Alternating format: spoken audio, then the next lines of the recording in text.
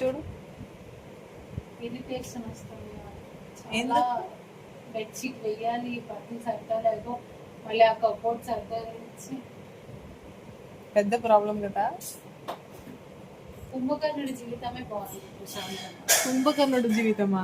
Yes, ప్రశాంతంగా తిన్నామా, 6 నెలలు తింటాడు, 6 నెలలు నిద్రపోతాడు. అలా అని నేను కూడా 6 నెలలు తింటాను, 6 నెలలు నిద్రపోతాను. ప్రశాంతంగా ఉండదు, ఏ గోలా లేకుండా,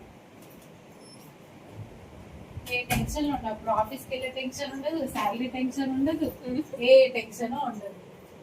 ప్రశాంతంగా నిద్రపోవచ్చు. ఇంకా ఏమైనా చెప్పాలా? చెప్పేస్తే పోస్ట్ చేస్తా అండి. అదా ఖచ్చితంగా పోస్ట్ చేస్తాను. నువ్వు పోస్ట్ చేసావనుకో, ఇది ఎవరు చూడరు. పోస్ట్ చేసి నేను వ్యూస్ ఎంత వచ్చిందని నీకు చెప్తా. ఫస్ట్ లో వ్యూసే పోతాయి, ఉన్న ఫాలోవర్సే పోతారు.